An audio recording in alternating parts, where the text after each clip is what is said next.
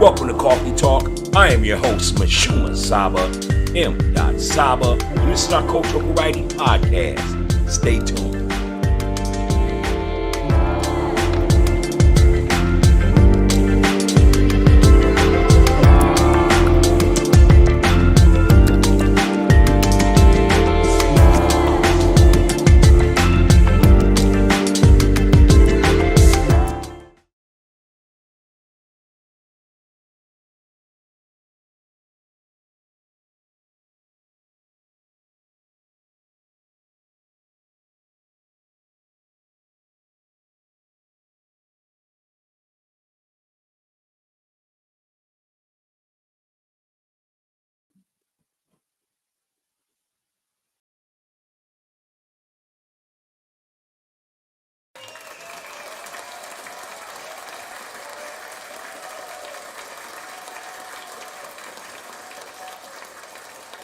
And welcome to Coffee Talk Podcast. This is the Cultural Variety Podcast Show, and I am your host, Mashuma Saba, and this is the Coffee Talk Podcast.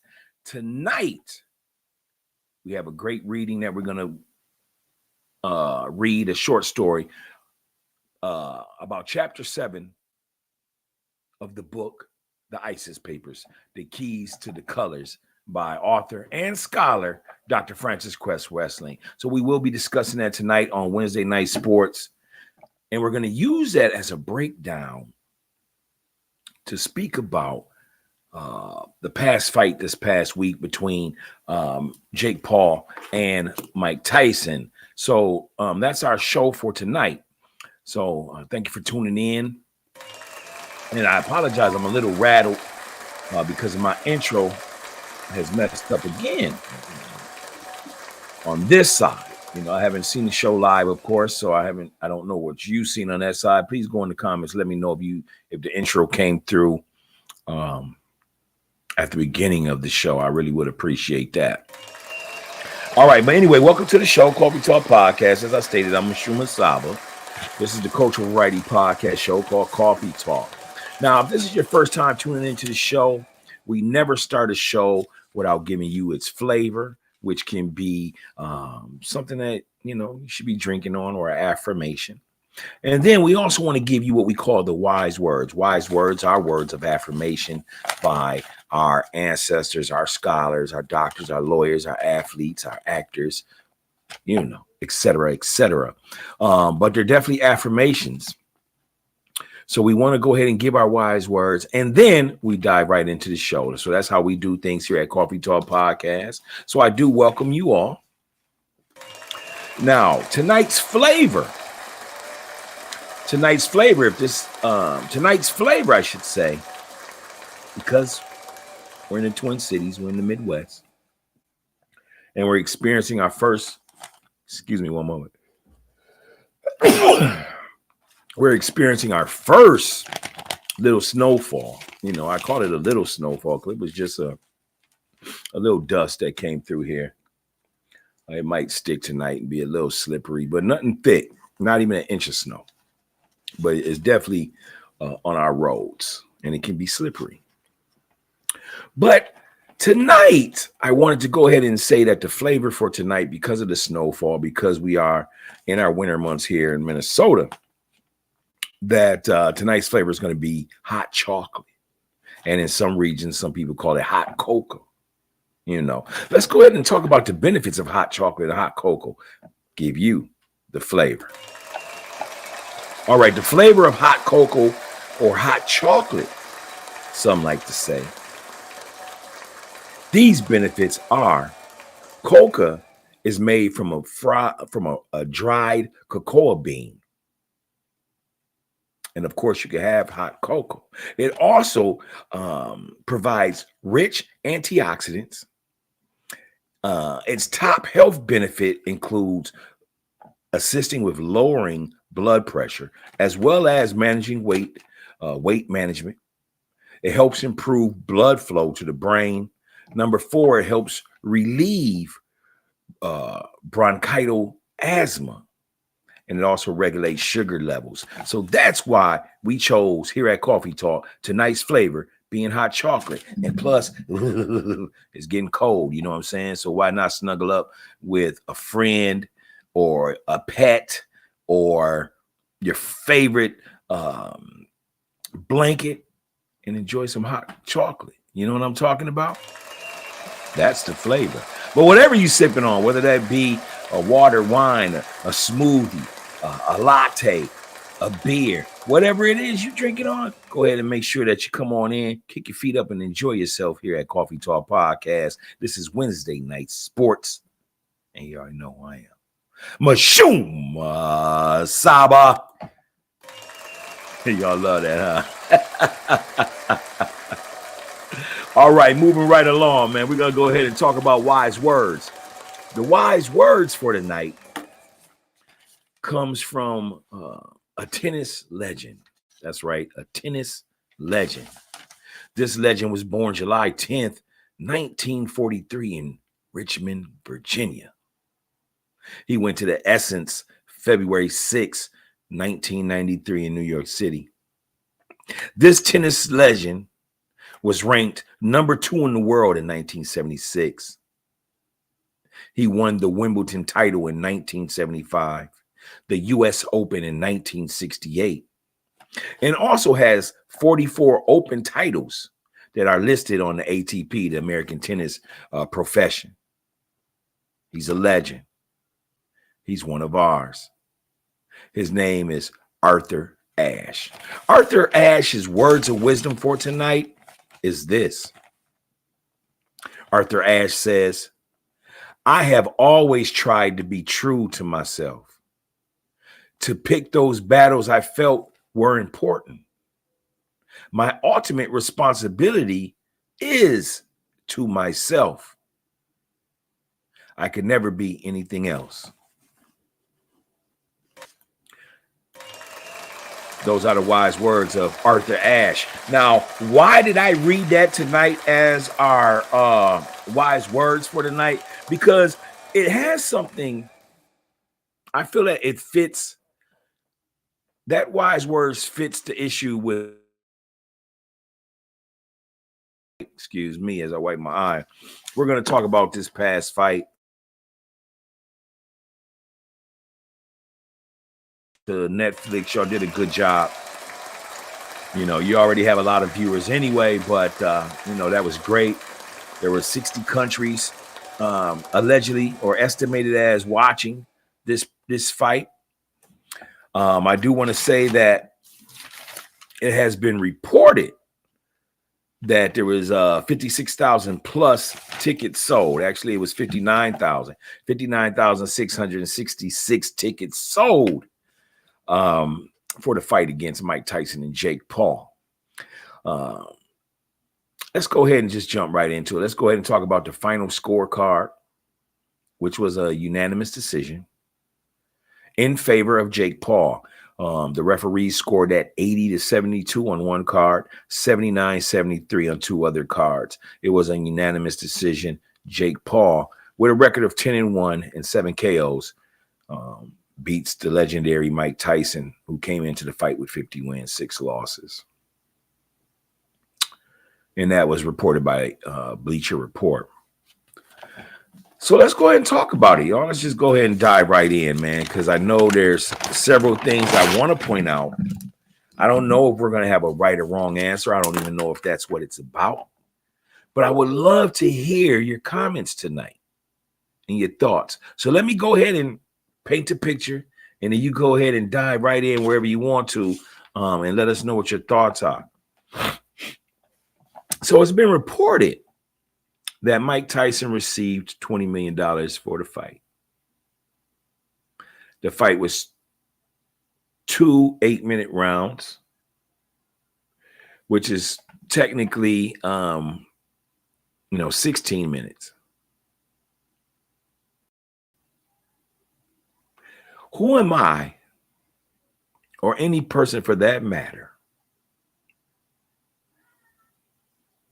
to tell a man not to take $20 million for 15, 16 minutes of work?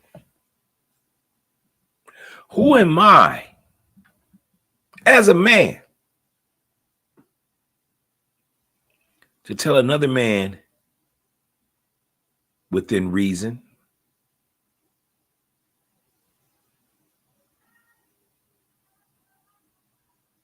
to pass up $20 million for 15 minutes of work?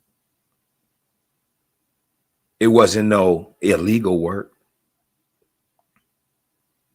It wasn't no degrading work. Or was it? I want to hear your comments tonight on Coffee Talk Podcast.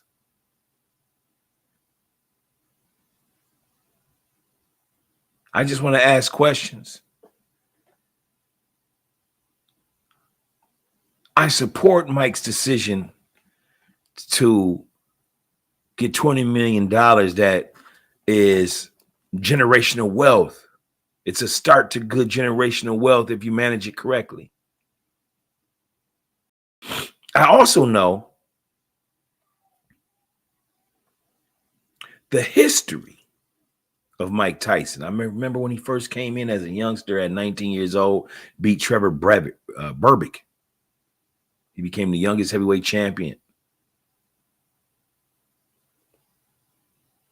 Dangerous Mike Tyson from Catskill, New York.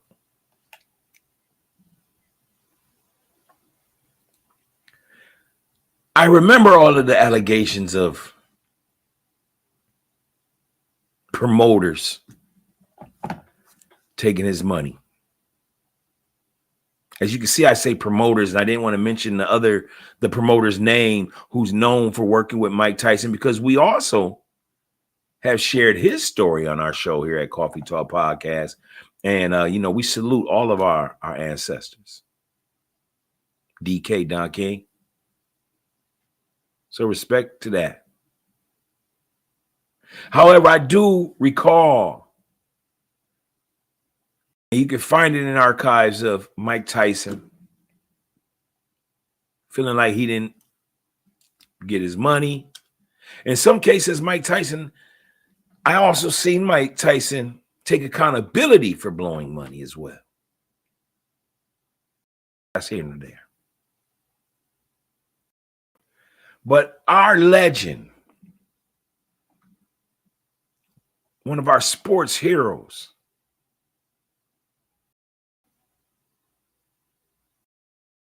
on the mountain of Mount Everest of sports,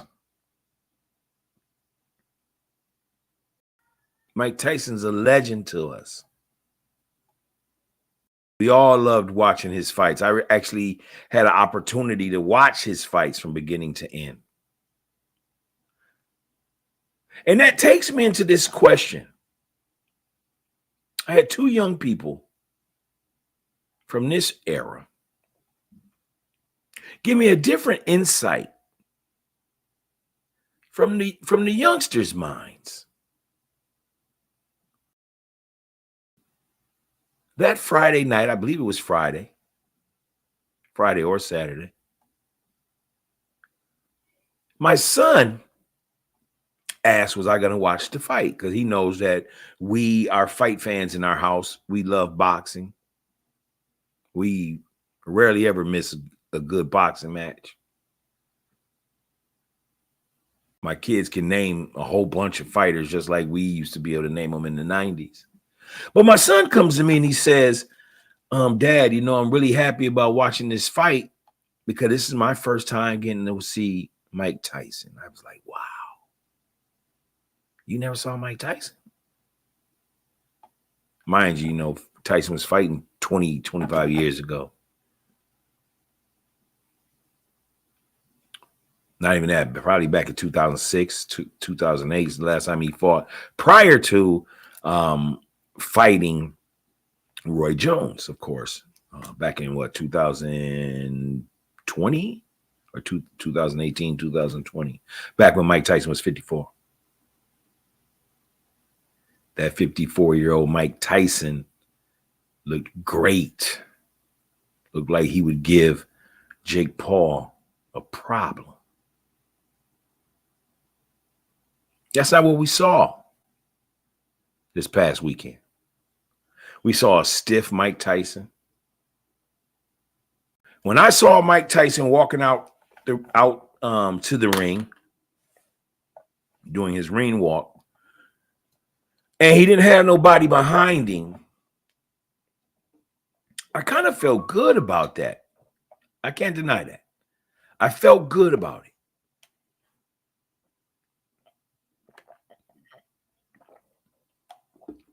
Because what it indicated to me, that Tyson was going to just pay his trainers he had in his corner, and that's it. Not no big entourages that's in your pockets. It was just him doing that during that ring walk. If you hear a little beeping in the background, that's one of my home speakers is getting ready to shut off. It's on its what do you want to call that? You know, the little connection, blah, blah, blah, whatever. But what disturbed me about Mike Tyson is when I saw the knee brace, I was like, oh shit, here goes it. Here we go. He's going to come out here and lose. I already knew the fix was in. Well, let me back up. I don't want to say fix. But I already knew something was wrong. Especially once it got to the second round. First round, Tyson came out. He was a little aggressive. And then after that, the air was gone by second round. It says here, it was reported through Breacher Report that Jake Paul landed 278 punches total. He landed 78 out of the 278 thrown total punches. Mike Tyson, who we saw prior to the fight, they anticipated workouts that we would see. Tyson moving swift, Tyson looking powerful to be a 58-year-old man. He only threw 97 punches total. He landed only 18. If you would have said to me at the beginning of the fight, and we're in Vegas, we're putting money down, that Mike Tyson would only throw 8 punches to a guy that I consider still an amateur fighter, Jake Paul, with 10 wins, 1 loss, 7 KOs.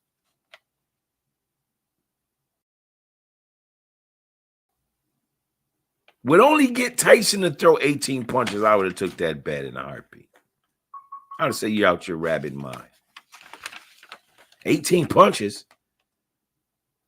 Tyson would have threw that in 2 rounds. 9 punches or more each round.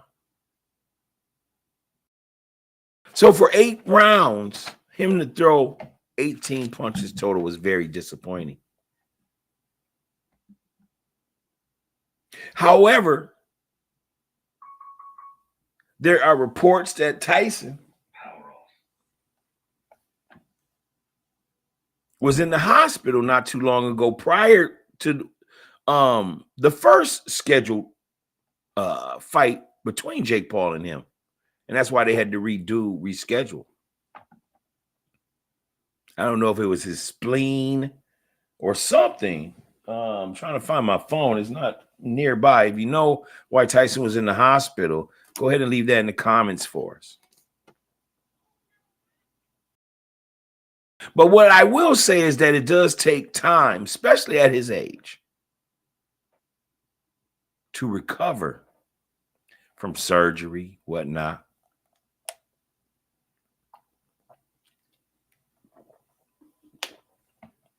And so perhaps he didn't want to reschedule a second time, and he hopped in the ring.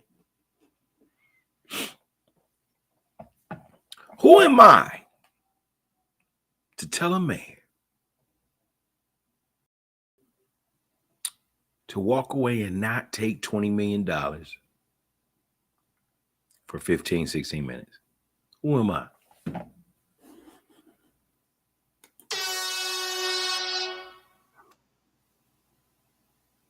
But there's another part where I look at it from a cultural standpoint. I admit, when I saw Mike Tyson lose, I was hurt.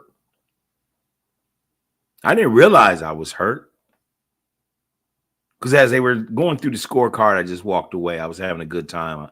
I was at a party. Big shout out to the Mad Chef in the Twin Cities. Mad Chef was having a great gathering, a great private party where we watched the fight. Good food, cool people, beautiful women. Couldn't ask for much more. So shouts out to the Mad Chef. But I was disappointed to see our champion, Mike Tyson, lose.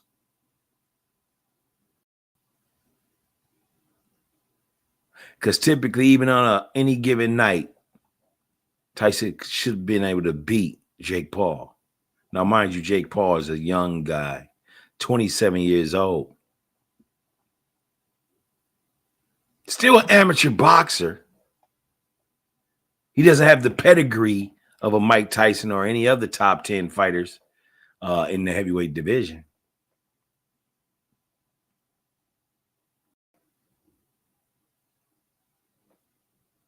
Some people say the fight was scripted. And that's what a lot of people, including myself, have a problem with, is that allegedly Tyson could knock Jake Paul out in the first round. Allegedly, they wanted to stretch the fight the whole 8 rounds. Tyson could have put him down in 3. What I take note of is that leading up to the fight and watching Tyson go through his sparring and through his training with his trainer, how he would throw so many different combinations. And somehow that night in particular, those same shots were there. Those same shots were available. Some people can blame his footing, though.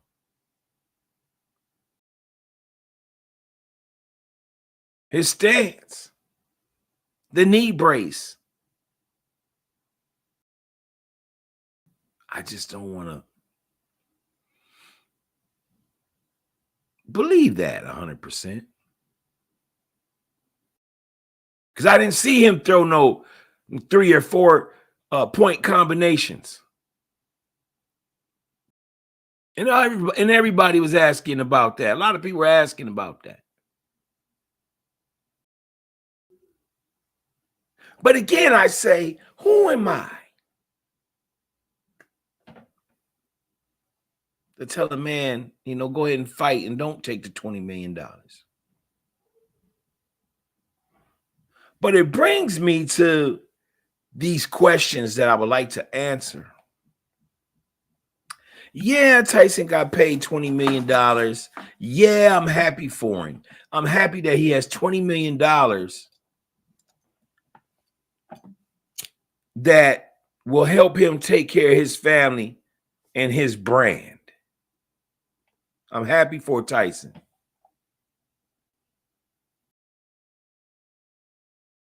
But deep down, it saddens me as a black man, as well as speaking from a cultural standpoint, that why do we always got to accept money? Why do we always have to trade in our God-given abilities for money? What has ever happened to integrity? What has ever happened to legacy?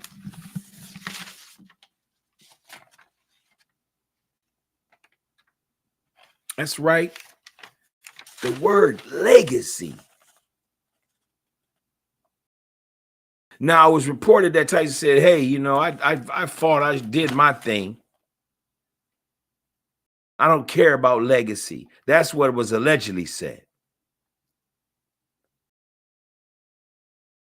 But for my viewers and my supporters that are watching our show here at Coffee Talk Podcast, what I wanted to do is break down legacy and what it should mean.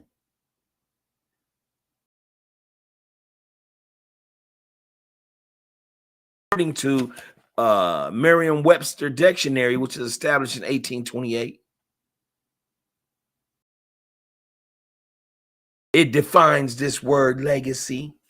And it says that legacy is something that is transmitted by or received from an ancestor or predecessor or from the past.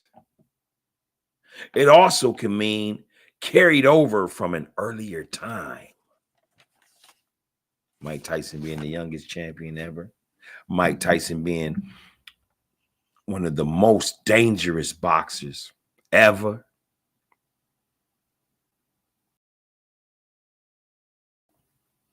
That means something to gentlemen my age and some even 10 years younger that witnessed Mike Tyson triumphs. So to see him lose a fight that we all know he should win, and it looks so bad. Again, 18 punches landed only.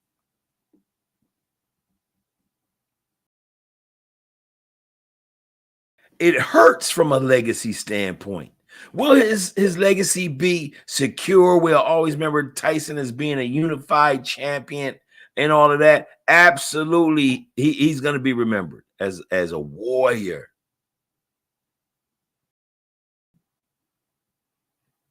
But it hurts the legacy of our youth, of our young men, and myself to have to see our heroes, our sports heroes,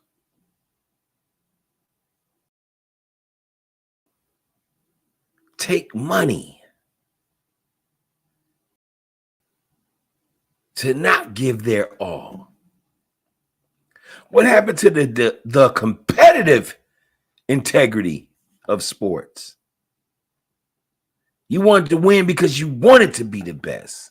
How many of you played King of the Hill? Remember King of the Hill? Where you a fight to run up a hill and throw people off the hill, blah, blah, blah, until you reach the top.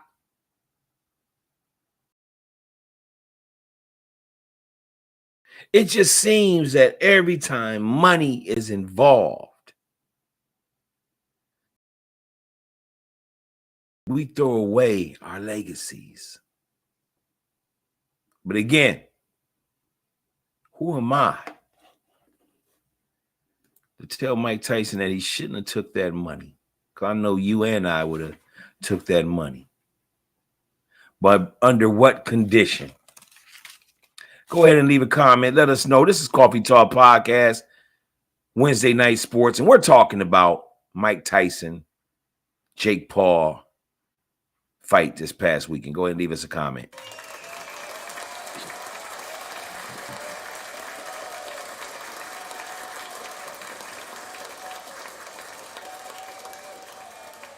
So as we always do it on our show, and we typically do this on Monday nights, doing cultural studies, we like to just do a brief reading, no more than 2-3 minutes. But tonight, I want to open up the book, The ISIS Papers, The Keys to Colors, by Dr. Frances Cress Wessling, one of our greatest scholars. And she has chapter 17 that is titled The Symbolism of Boxing and Black Leather. She wrote this July of 1982. So here on Coffee Talk Podcast, I want to just take a moment to read a little bit of it. I want to hear your thoughts. So let's begin. Chapter 17 of the ISIS Papers, the symbolism of the symbolism of boxing and black leather. The global practice of white supremacy encompasses all patterns of symbols, logic, thought, speech, action, emotional response in all areas of people activity. For those self-defined individually or collectively as white. Therefore, the system of global white supremacy can be most readily understood as a survival system, a system based upon the facts of the global white numerical minority status, white genetic recessiveness, and white genetic vulnerability. It is also important to comprehend that it is a fear system, a system that is consciously or unconsciously aware of its genetic vulnerability and fearful of its genetic annihilation. Like the symbols discussed in preceding chapters, the sport of boxing in the white supremacy system and culture is yet another instance of specific behavioral and objective symbolism that manifests the collective white concern of its genetic vulnerability. Much of the motivation to write this essay came from the heavyweight boxing championship fight between Larry Holmes and the undefeated black champion, and Jerry Cooney, the #1 white contender and subsequent loser. Race was the major overriding concern for this contest, with Clooney portrayed as the white hope. The real fight took place with the atmosphere created by the series of Rocky movies. In these fantasies, Sylvester Stallone plays the white fighter in the red, white, and blue trunks who always victoriously over his black challengers. In the Encyclopedia Britannica 15th edition, it states, boxing is the art of attack and defense with the fist, in which the two contestants wear padded gloves, box bouts of 3 to 15 rounds, each round normally of 3 minutes duration, and generally observe the code set forth in the Marquis of Queensberry rules. Contestants are matched in weight and ability, each trying to land hard and often with his own fist to avoid the blows of his opponent. The term pugilism and prize fighting in the 20th century usage are practically synonymous with boxing, though the first indicates the ancient origins of the sport in its derivation from the Latin word pugil.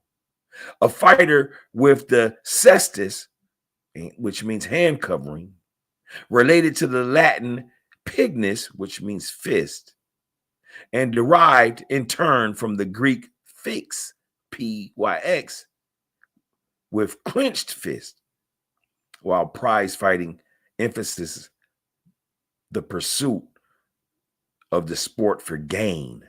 Samuel Johnson, in his dictionary in 1975, defined a prize fighter as one that fights publicly for reward.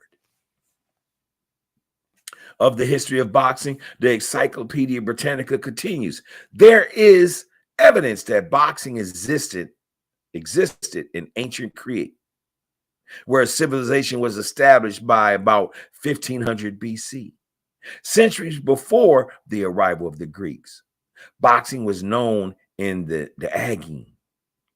In the earlier days, fighters wore thongs of soft leather bound around their fists, and sometimes 2/3 of the way up their forearms to protect hands and wrists. Beginning in the 4th century BC, harder leather was used for the thongs, with the result that they become weapons as well as protection. They're talking about the hand wrapping, of course. And finally, late in the history of the Roman Empire, the Greeks adopted the hand covering called crestus, which was studded with iron or brass nuggets and was used in battles to the death in the Roman arenas. The first Greek fighters were not paid. Glory was the only reward they sought. Later, wealthy men trained their slaves as boxers and had them perform for special entertainments. In the 1st century AD, Romans forced cestus-clad slaves to burden one another to death in a gruesome perversion of sport for the entertainment of crowds who thronged to arenas to see the kill. With the rise of Christianity and the concurrent decline of the Roman Empire, pugilism as entertainment apparently ceased to exist. At least there's no record of it. In more modern times, with the rise of London as a major city in the 17th and 18th centuries, prize fighting became a major sport there. The sport began bearing bare knuckles in character. Bill Richard Richmond from 1763 to 1829, an American-born former slave, became the first man born in America to win the acclaim in England as a first class pugilist, meaning champion. Tom Cribb, from 1781 to 1848, the Englishman is considered the first to win immortality in the sport of boxing. Cribb beat Richmond in 90 minutes in 1805. Later, after winning the English championship, he twice beat Tom Monroe, from 1784 to 1818 is another American-born former slave in what was considered Cribb's greatest performances. As evidenced by the above, ethnical and racial considerations have long been a major theme in boxing. The first man considered a scientific fighter is described as an English Jew named Daniel Mendoza, 1763 to 1836. Other fighters remain associated with their ethnic and or national origins. The waves of immigrants that came to America from the British Isles and Europe, all coming to America, competing with one another for advancement, produced not only outstanding fighters identified as Jews, but others identified as Italian, German, Scandinavian, Polish, American Negroes, and foreign-born Negroes. Of course, the only group against which there was great prejudice at times was against the black fighters who presently dominated the ring in all weight categories. Amateur boxing began in the 19th century in Britain. In 1888, the Amateur Athletic Union, known as AAU, of the United States was founded. In 1923, the Chicago Tribune newspaper founded an amateur competition called Golden Gloves. The name Golden Gloves was first used in New York in 1927. It has now grown into a national competition, reviving the AAU. Although boxing as a sport is now worldwide, there is no accepted world ruling body for professional boxing. Each country has its own rules, and in the U.S., each state has different rules. Most common, however, is that the bouts take place in a ring, which is in reality an area of 14 to 20 feet square, surrounded by 3 strands of ropes. Professional bouts are from 4 to 15 rounds in duration. Key to this discussion in the general rule that disqualification may be made by the referee during a fight for fouls, such as hitting below the belt, an imaginary line drawn across the body from the top of the of the hip bone. There are other rules for disqualification, but the above usually is recognized as the most crucial rule. Also significant for this discussion is the central aspect of technique that dictates the gloved hands must be held up in front of the body. The left hand shoulder high and extended about 12 inches. The left hand is slightly higher than the right, with the left forearm held across the chest. Right fist almost touching it, and both elbows bent, resting lightly against the ribs. The right fist is held close to the chin for protection and tucked into the chest, and the shoulders are hunched. Whereas the above set forth the specifics of the formal boxing match, it is the specific symbolism and the symbolic elements in the behavior of boxing that are the major concern. Awareness at the level of the symbol and the symbolic enables us to comprehend a more significant meaning of the dynamics of the world around us. Essentially, to the extent that the surrounding reality is not understood at the deeper levels. At the level of the symbolic, the individual and the collective remain relatively powerless. Symbols and symbolic activity impact at subconscious and unconscious levels of the brain computer, escaping conscious level screening and control over the behavior outflow that has been stimulated by the symbol and the symbolic. With in-depth understanding, the symbol and the symbolic can be decoded and made available for conscious use for disposal, increasing the individual's power over the self and the surrounding environment. What does Dr. Francis Quest mean by that? Decoding the symbols and the symbolic behaviors in boxing requires returning in time to ancient Africa, the birthplace of human beings, and more specifically to the African country called Egypt, in the period antedating the invasions by white tribes of Europe. The most important Egyptian god was Osiris, referred to as the Lord of the Perfect Black, which I interpreted as a reference to his skin color. The symbol by which Osiris was known was the black bull called Apis. J.E. Surlott's Dictionary of Symbols refers to the bull as the historic symbol of white superiority over black. However, this means to be a conscious or unconscious attempt by Surlott to reverse the meaning of the bull symbol, since the black bull was the symbol of Osiris, a black god. Thus, in actuality, the bull must represent the opposite, black superiority over white in the psyche of the white collective. Moving forward in time, the sport of bullfighting became prominent on the continent of Europe. Are you hearing that, y'all? So one of the reasons of bullfighting becoming so prominent in Europe is because the bull represents the black person. Again, we'll start from that part. Moving forward in time, the sport of bullfighting became prominent on the continent of Europe in Spain. Shortly after Moors, the black Africans who had conquered Spain for 700 years were finally beaten and chased back into Africa. Of course, by that time, the skin color and hair of the peoples of Spain and in Southern Europe had darkened because of the dominant black genetic material, which the Africans brought with them.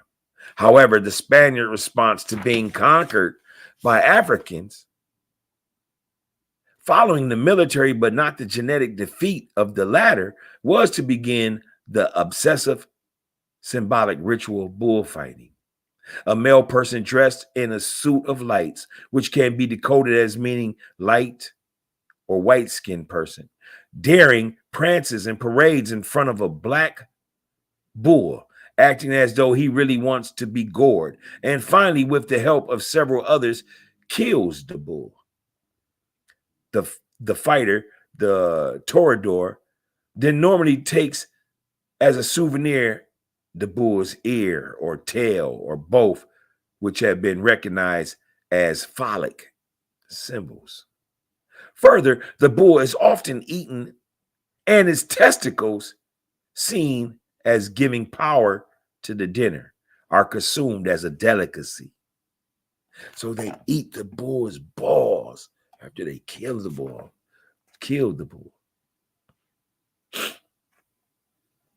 Following the Civil War in the U.S., a country whose development was based upon slave labor of blacks captured from the continent of Africa, the bull steer again takes on major significance. The victory in that war went to the North. The South and the slaveholders lost the war. They are lost their black slaves through the emancipation process. Many of the white ex-slaveholders moved westward initially, wanting only slaughtering the massive herds of black and brown buffalo. The indigenous inhabitants of America, who are incorrectly referred to as Indians, called the black soldiers buffalo soldiers. Listen, the indigenous inhabitants of America, who are incorrectly referred to as Indians, called the black soldiers buffalo soldiers. The source of this terminology likely stems from similarities. The hair on the head of the buffalo is very curly, like the helix hair on the heads of Africans, blacks. Thus, these white cowboys and soldiers were slaughtering the symbols of Osiris, the black god, and the symbols of the blacks. Once the buffalo were removed from the plains, in addition to the so-called Indians who were also killed, these whites began to raise, breed, and cattle, cows, ox, bulls, steers. For the most part, these cattle have been black and brown in correlation. The superior cattle, the Angus, is mostly all black. Even more interesting is the fact that the whites who raised, breed, or herded brown or black cattle referred to themselves as cowboys. A highly interesting word which doubtly effeminizes these males, the word cow. While it can be used broadly to refer to any domesticated bovine, is used most specifically to refer to the mature female cattle. Similarly, the word boy historically has been used by whites in the U.S. to refer to the black male as a means of minimizing and degrading his masculinity. These cowboys, nevertheless, threw ropes, lassos, and lares around the necks of brown and black cattle, just as ropes were also placed around the necks of black men in lynchings. And they also castrated the cattle producing steer as they castrated black men who were lynched. Cattle raising and cattle herding operated under the ostensible purpose of producing beef for eating.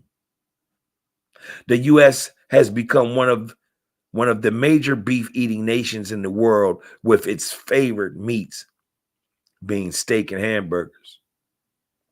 Beef is the preferred meat of the majority of whites in the global white supremacy system and culture. Beef eaters are supposed to be or to become more powerful and more masculine. Cattle were also put in other uses, mainly the production of leather for shoes, gloves, clothes, luggage, etc. The wearing of leather, and particularly black leather, is supposed to make one appear maximally masculine and powerful. Leathers are used in the production of many articles of clothing for the military. The German military, the Nazis in the Second World War, perhaps exceeded all other white supremacy forces in the utilization of black leather to give the appearance of power and might. As a result of the aforementioned facts, the black bull and its symbolic uses, clothing and food, have come to demonstrate the power that was originally seen in Osiris, Lord of the Perfect Black. The sport of boxing assumes the same theme of power. In this specific instance, the theme is expressed through the use of leather-gloved fists, continuing a practice begun in the days of the Roman Empire. In current times, the fists of the boxers are covered by rounded, padded, colored leather boxing gloves. These pared gloves, poised together in front of the body at the beginning of the fight, are symbols of the genetic material containing skin-covered testicles. So that what she's saying is your boxing gloves in black are representative in a symbolic way as skin-covered testicles. The containers of the true power of the man is his genetic essence. Why do we say that? In the same reasons as if you ever heard that hip hop verse where Kanye West says, "You forgot about two things, my black balls." Interesting lyric. The poised fists are in direct parallel alignment with the testicles below the belt. The critical off-limits body area, which the boxer is penalized for striking, is the area of the testicles or the genitals below the belt. Of course, this body area restriction in the boxing match is to prevent serious pain and bodily damage. However, it is also necessary to prevent the conscious association of the symbol with the two objectives whose power it is really being contested. The genetic power residing in the testicles. It is as though the below the belt restriction states the testicles have nothing whatsoever to do with the contest. In reality, however, the contest is only about the genetic power of the testicles. Some investigators also view the paired feet, often leather covered, as symbols of the testicles that are in parallel alignment above them. This awareness contributes to a deeper understanding of the foot and the shoe fetish seen in the global white supremacy system culture. Returning to the boxing arena, the symbolic contest of the genetic power of the testicles is staged in the ring. It is referred to as a ring because it is symbolic of the female vagina orifice. The bout also takes place on the canvas, typically considered white in color. In the recent Larry Holmes Jerry Cooney fight, the canvas was covered red, white, and blue. This is significant because these three colors, red, white, and blue, are the most important symbolic colors in white supremacy system and culture, as manifest by the colors of the flags in the majority of the white nation states. The flag on the pole symbolizes the lateral view of the phallus and the testicles. The colored cloth representing the testicles, a red, white, and blue cloth, symbolizes genetic material that produces white skin, through which can be seen red arterioles, blue veins, and hence the expression of blue bloods, a phrase which means that the skin is white or pale enough for the blue veins to show through. Blue bloods. I didn't know that. Blue veins and arterioles typically are not visible through melanated pigmented skin. Additionally, in Rocky, Stallone wears red, white, and blue trunks that are designed to symbolize the American flag. The trunks cover the genitalia, and in this instance, genitals that produce white skin through which red arterioles and blue veins can be seen. Finally, in regards to the boxing match, the gloved fists typically are covered with black, brown, or other colored leather as opposed to white leather. This fact reveals that at the deep levels of the white individual and collective psyche, power is thought to be associated with the color, the skin color, as opposed to colorless white skin. In the final analysis, it does not matter which boxer, white or non-white, is the winner of at the surface level. The color of the gloves of the winner are always non-white, and the white fighter who dons colored gloves simply identifies himself with the power and color of the bull of Osiris, which is black, not white. Thus, color is always the winner at the deeper levels of the psyche, just as in the reality of black skin is always genetically dominant to white. Additional support for my thesis is found in the article entitled MD describes fisting as caring sexual practice. In a psychiatric news of the American Psychiatric Association, June 18, 1982, the article reports on the work of Thomas Lowry, medical doctor, chief of the psychiatry departments at the Kaiser Permanente Medical Center in Valley Ho, California, and Gregory Williams, an occasional therapist living in San Francisco. Lowry created the term barproctic eroticism to describe the practice known as fisting. Have you ever heard of fisting, people? From a sexual stance? We're almost done. This practice consists of one person inserting his or her hand and forearm into the rectum of another. In the first phase of their study, Lowry and Williams distribute questionnaires as leather bars, homosexual conventions, specifically nightclubs, bookstores, and doctors' consulting rooms. For these data, the authors estimated that nationwide, roughly 50,000 persons have incorporated fisting into their regular sexual repertoires.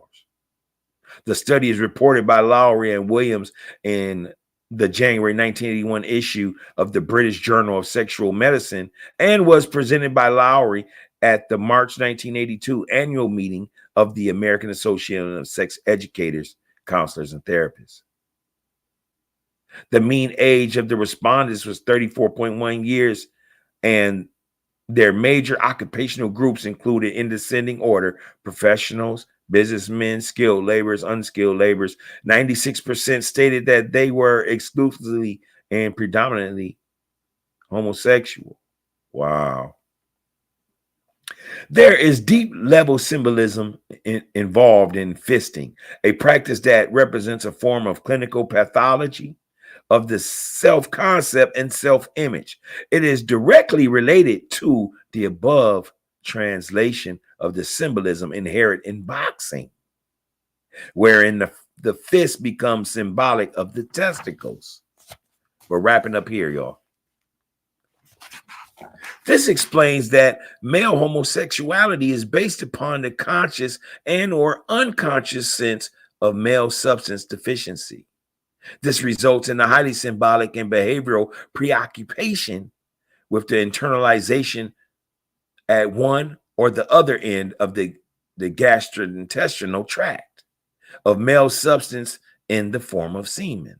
Lowry and Williams reveal that there is an increasing number of persons, the vast majority of whom are excessively or exclusively or predominantly homosexual, who, in response to a deep sense of male substance deficiency, are motivated to have the fist and forearm of another inserted into their anal end of their gastrointestinal tract.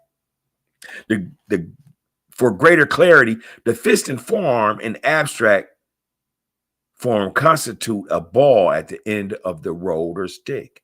This abstract diagrammic form resembles the lateral view of the male genitalia.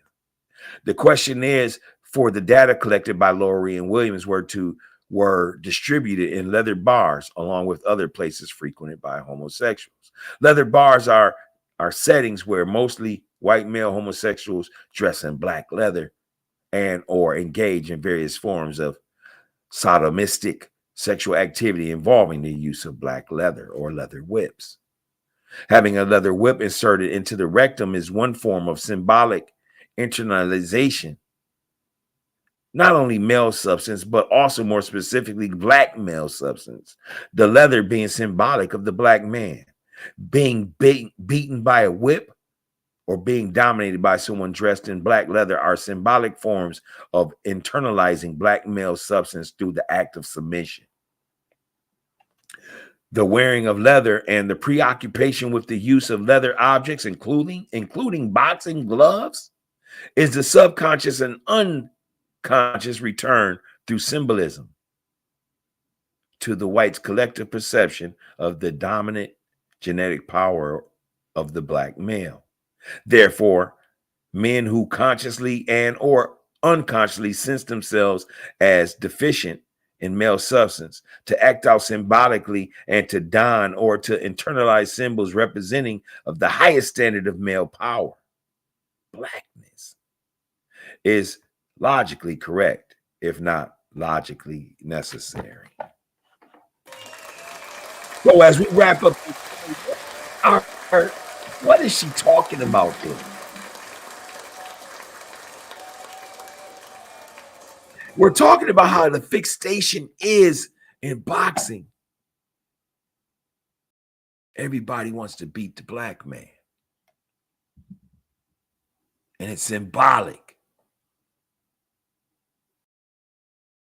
Was it right for Tyson to take the $20 million to feed his family? Again, who am I to tell him no?